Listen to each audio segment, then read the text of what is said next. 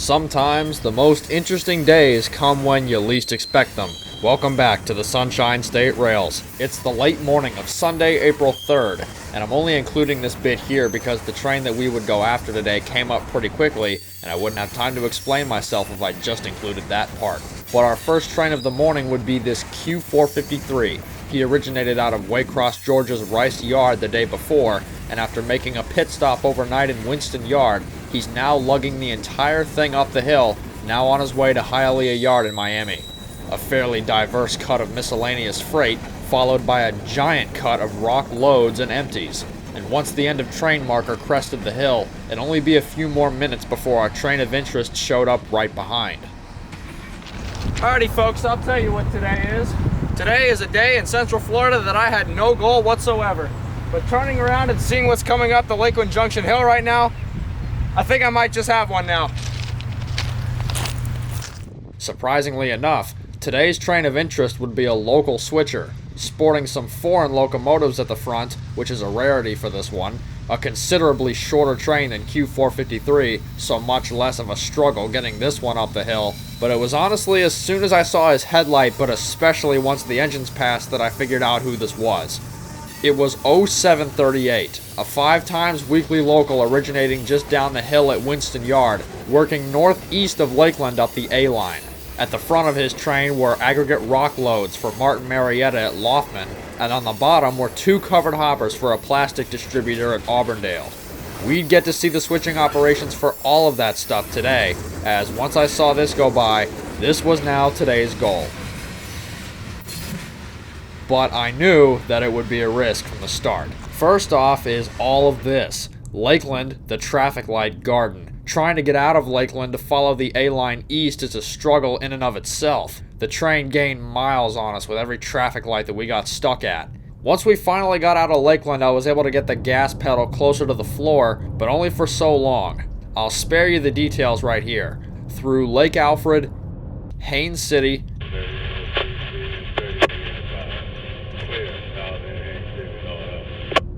Davenport, and into Loftman, the train would always be a handful of miles out in front of us. The road layout out here is just not good for chasing trains, and the consequences of such would execute themselves today. This first example having already happened. This is all new territory for me today, and this would be 0738's first stop out of 2. But just before noon, we'd pull into the Martin Marietta rock distributors at Loftman. This industry gets loaded hoppers of aggregate rock for unloading and truck distribution in the area. A very unique industry here, as the industry track coming in off the main A line forms a loop track, which literally means a circle of track. 738 would have to spin that loop this morning to separate his loads coming in from his empty cars to go out. The conductor of 0738 lines the first few switches into the industry, to which they then pull all the way in and couple up to their empty cars.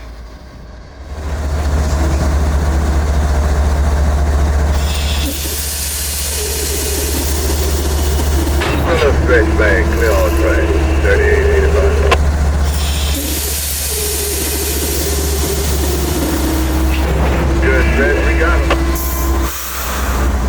Taking one final look at today's engines, they're 2 Canadian National ES44 AC GEVO model engines. But most interestingly is that both of these engines are in Canadian National's 100th anniversary scheme. The company, having been founded back in 1919, just celebrated its 100th anniversary this recent 2019, to which it then began applying this 100th anniversary paint scheme to some of their new acquisitions beginning around that time. And 2 of those locomotives made it onto 0738 down in Florida today. But perhaps even more interesting is that today's engines are sisters. Leading into Loftman was the 3885, and to lead out back towards Auburndale would be the 3886, which was in the trailing position. Hey, looking good. Got my arms good for my 80 of them. 3885.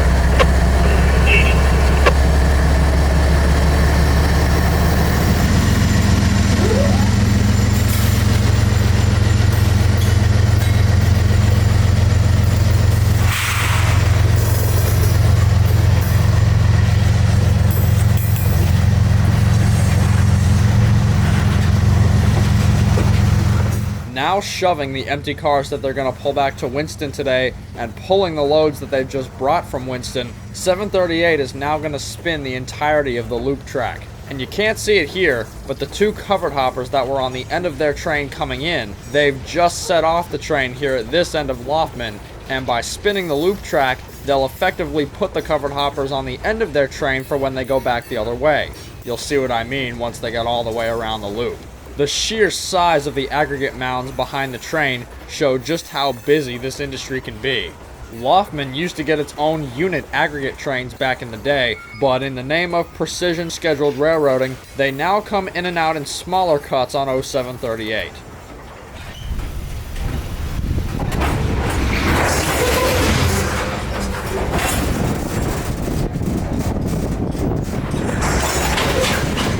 Here you can see them cutting off those two bottom hoppers that they're going to spin around the loop and retrieve in just a moment. I'll also comment that these quarry-like industries have always been interesting to me, as many diverse kinds of engines can be found as their switchers. And quite the interesting one is Martin Marietta at Loftman. They've got an old B30-7, retrofitted with LED lights and remote control technology. You don't see much of these models around anywhere anymore. Nor do you often see industries with loop tracks, where they can clear a track in front of you and then be passing on one way off in the distance. All in all, I feel like Martin Marietta Loftman is honestly a hidden gem. Though I did hear it's also not accessible at all times, so we may as well have just gotten lucky this day.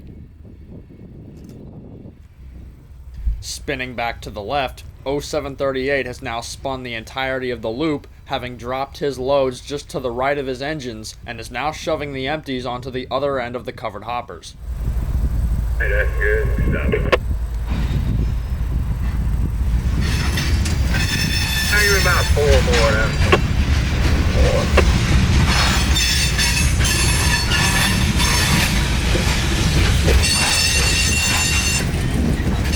Now, dude.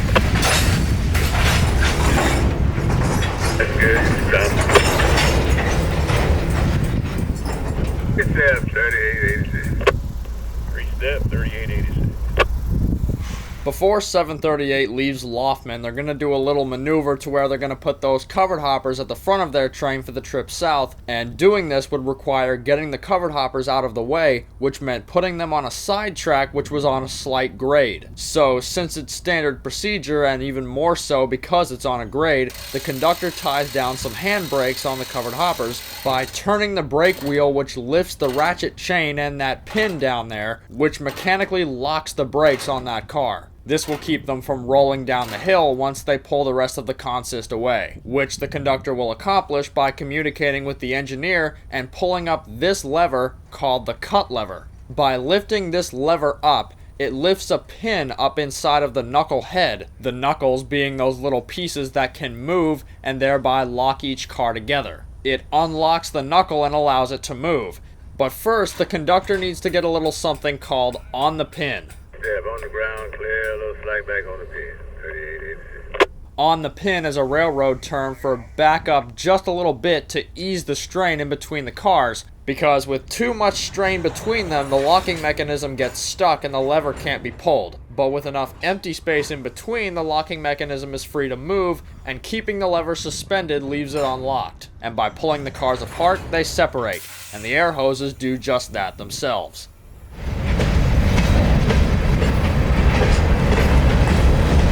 .738 then pulls out and shoves the empty hoppers onto the other track to get them out of the way, as they will then pull the locomotives back beyond the switch and back onto the covered hoppers.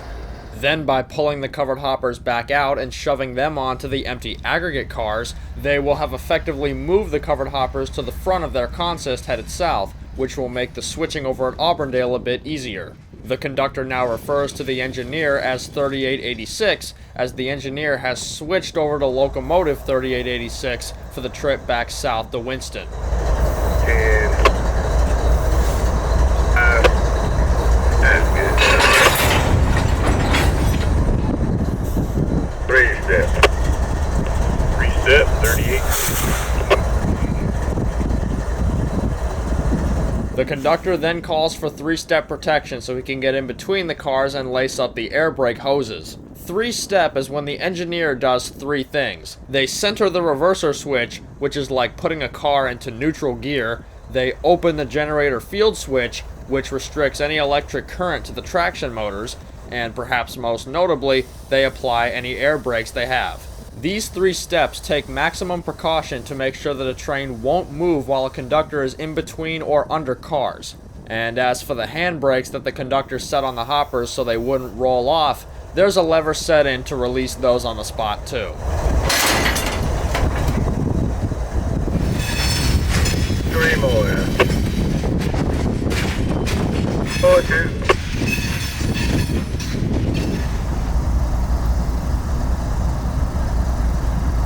5 feet. That's good.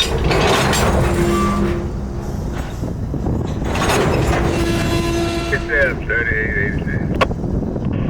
Step 3886. Three-step is once again in place for our conductor.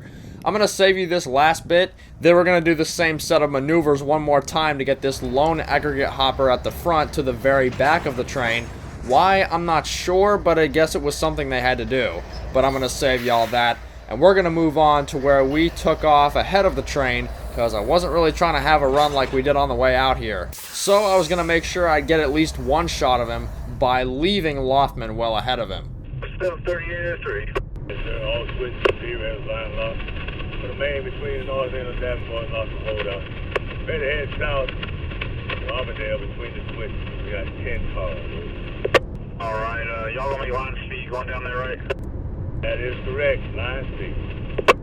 Alright, come on, but between the switches, we'll probably get 91 rounds there.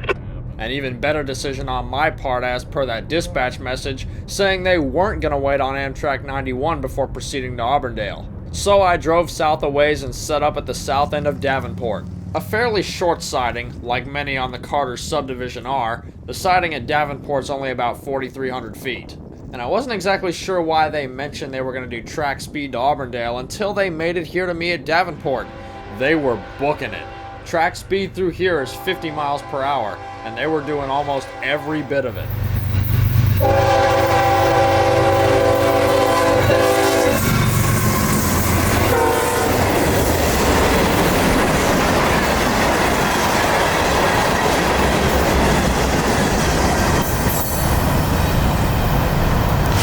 Low speed limits on US 17 and this Haines City traffic would be the reason that we would never see 0738 again, at least until we hit Auburndale. As I said earlier, the road layout out here is just terrible for chasing trains, and this downtown traffic doesn't help it at all. So southward 10 more miles it was until we made it to Auburndale siding, where 738 would stop to switch out the customer Cantex. Cantex is a leading manufacturer of PVC and electrical conduit fittings and boxes. Their industry here at Auburndale gets loaded hoppers of plastic pellets, the pellets which are then used in the production of their products.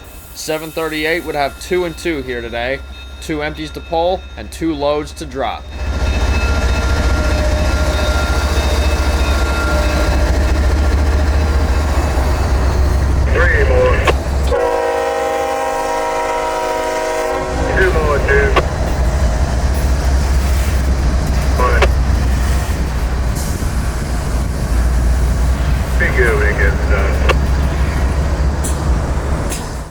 The conductor then lines the switch back for the industry tracks, then walks down to where the engineer is going to back the train into instead of riding it down into the spur. This stop and dismount sign denotes this, as these signs are usually posted at industries where riding on a train car between buildings or other structures provides clearance which is little or none.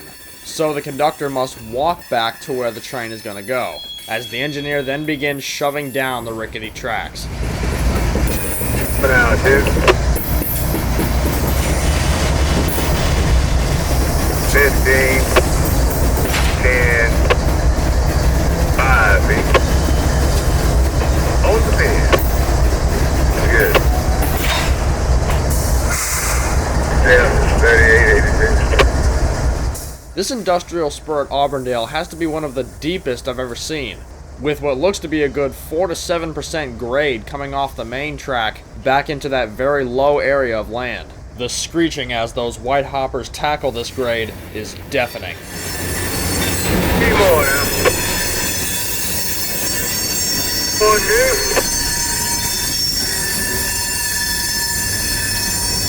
That's 1.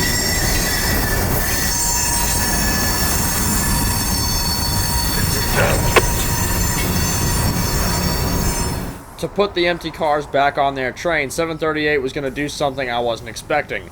They were going to kick those two cars. Kicking cars on the railroad is a reference to when a train is backed up slowly and then the cut lever is pulled while moving. And as they hit the brakes with the cut lever pulled, the other two cars roll away. With their empty consist behind them with brakes set on them, the two rolling cars will couple to the consist, saving the engineer from having to back all the way down to the main and pull the other cars back north of the switch. They can do all of that before the two loads even pass the switch. The conductors already realigned the switch for the industry, and they can back the two loads into where those two empties once were. 3 more. 4, 2.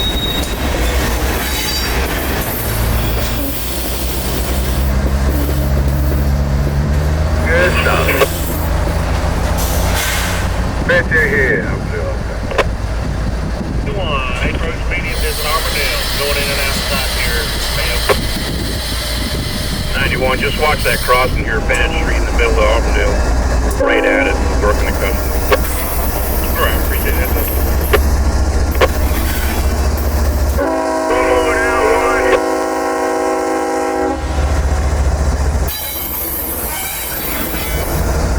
After having been on this morning's radar since Loftman, it was now time for that Amtrak 91. Coming southbound towards Tampa and Miami, the southbound Silver Star is running with a decent-sized consist today, as ever since almost the beginning of this year, the Silver Meteor service has been suspended and its train consolidated with the Star's consist to make for one singular Silver service train to run the Florida Peninsula. 91's also running a bit slower past us here because he's not on the main, he's in the siding. The industrial spur for Cantex branches off the main line, so Amtrak has to run the siding while 738 holds the main.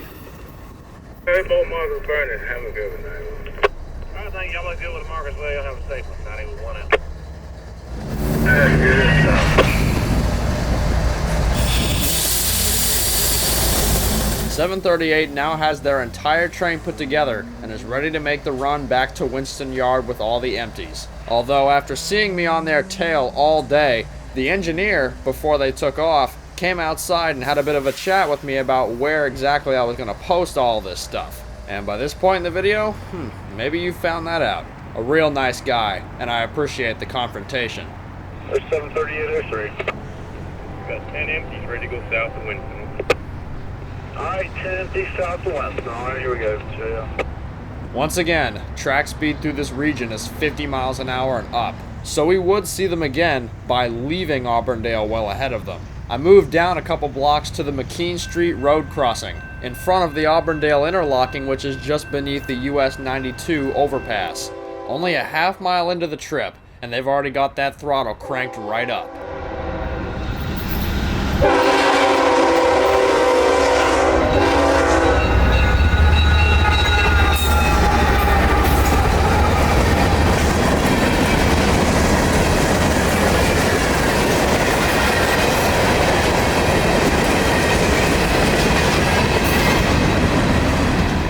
Now on the final leg of their trip back westwards towards Lakeland, we'd obviously follow them back that way, but again, the highway and speed layouts. I knew that even from here, beating them back to the yard at Winston would be a stretch, because it takes almost nothing to get 10 empties rolling with 2 GEs. But while on the road, the radio would provide us with some much needed assistance.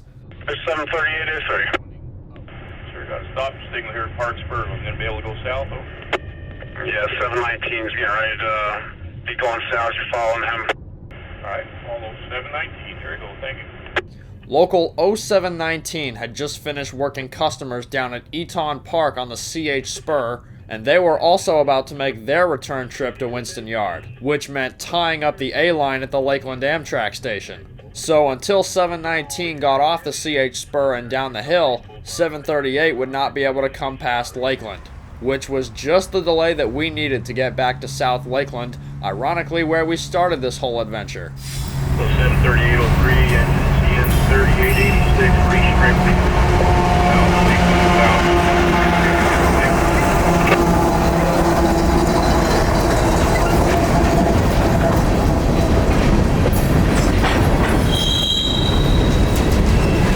South Lakeland is also where the Winston double track singles up, and 738 diverges onto track number 2 here at South Lakeland as the Winston Ys branch off of that track. There are crossovers down by Winston Y to switch tracks to where he could have come down on number 1, but doing it up here is easier, and there's also a cut of loaded auto racks occupying track 2 beyond Winston Y. So actually, the crossovers are the only reason that they can pull by and back in. And running down the hill on Old Tampa Highway to Winston, on the South Y, the gates are already down as we arrive. And this would be the train that saved us, 0719, backing in.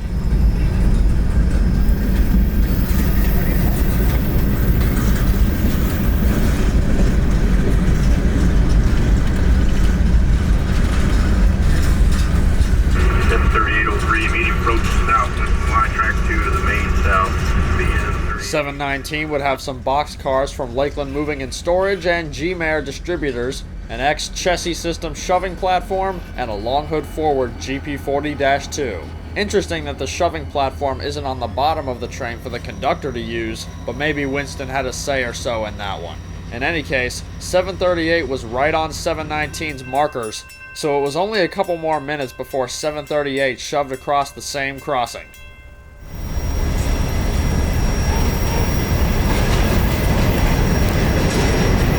How's it going?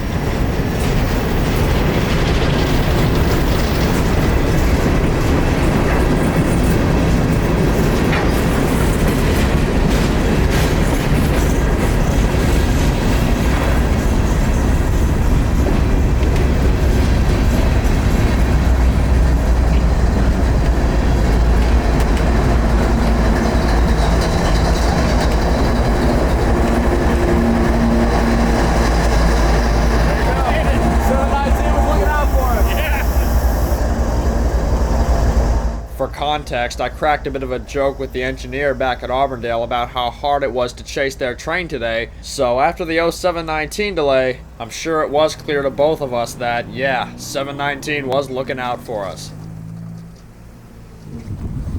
And that's about it, folks.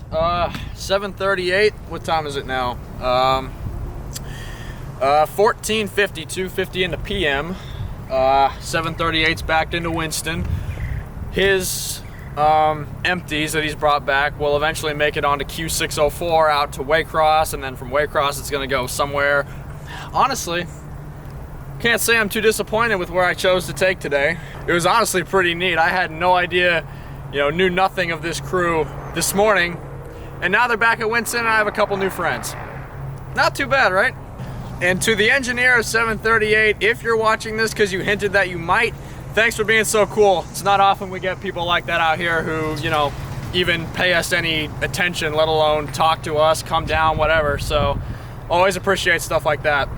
But, in any case, that concludes today's run of 0738. It is 86 degrees out here. I'm gonna need a little more of this tea to get through the day. Thank God it's cold, because it's not out here. My shoes are burning up right now in the sun. So I'm gonna get back to the car so we can head off and do something else now. So maybe you might do the same, because this video is over. And I appreciate you watching this one, and hopefully you'll stick around till the next time we show up here to shoot something that I want to shoot. Until then, this is Coda Banner, and I'll see you somewhere out here, eventually on the Sunshine State Rails.